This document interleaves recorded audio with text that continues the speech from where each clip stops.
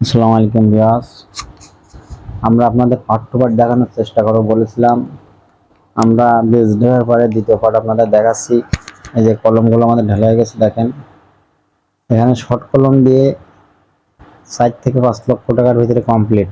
আমরা এরপরে গাঁথনি করব, গাঁথনির পরে আমরা বিম দেব 12 ইঞ্চি।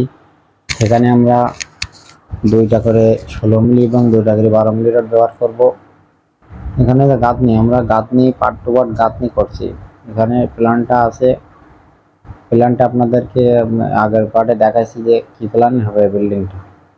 শর্ট কলম দিয়ে আসলে গ্রামের ভিতরে মনে করেন যাদের অল্প বাজেট, যারা একটু এরকম একটা বাড়ি করার ইচ্ছা আছে, এরকম একটা বাড়ি করা যাদের স্বপ্ন যে আমি একটা বাড়ি করবো, স্বপ্নের বাড়ি, অথচ তাদের বাজেট কম, একেবারে কম বাজেটের ভিতরে এরকম আপনার 4 থেকে 5 লক্ষ টাকার ভিতরে মনে করেন আমরা এটা গ্রিল, কিন্তু গ্রিল মেজিটি যেগুলো হবে না, জাস্ট বিল্ডিংটা খাওয়া হবে, ছাদ হবে লিন্টন গ্রেড বিম, ছাদ 5 ইঞ্চি ইট। এখানে আমরা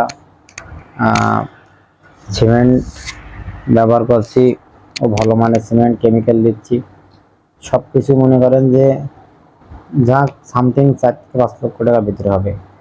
যাদের এরকম একটা বাড়ি করার ইচ্ছা আছে তারা আমাদের ভিডিওটি দেখতে পারেন এবং শেয়ার দিতে পারেন। আর অবশ্যই আমাদের চ্যানেলে যারা নতুন, চ্যানেলটিকে সাবস্ক্রাইব করবেন। আমার চ্যানেলে এরকম নিত্য নতুন আপডেট পাবেন এই বিষয়ে।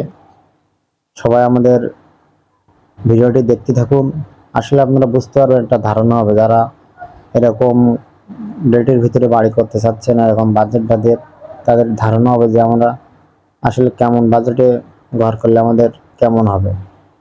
এখানে আমরা চারিপাশ থেকে 5 ইঞ্চি গাঁথনি করেছি। 5 ইঞ্চি গাঁথনিটা আসলে অল্প খরচে, যেটা মাটি ধরে রাখতে হয়, যে আমাদের গাঁথনিটা কমপ্লিট হয়ে গেছে।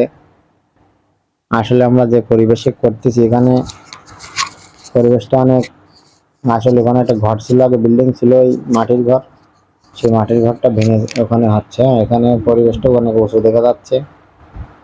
যাও, এখান থেকে সিঁড়ি পেয়ে কোনায়, এখান থেকে সিঁড়ি প্ল্যানটা আপনারা দেখলে বুঝতে পারবেন, প্ল্যানটা আছে আপনাদের দেওয়া। আসলে যারা বাড়ি করবেন তারা অনেক ভেবে চিন্তে কাজগুলো করবেন, যে আমার কোনটা করলে ভালো হবে, কোনটা করলে খারাপ হবে, সব দিক বিবেচনা করে মিস্ত্রি, একটু দক্ষ মিস্ত্রি নেবেন, যার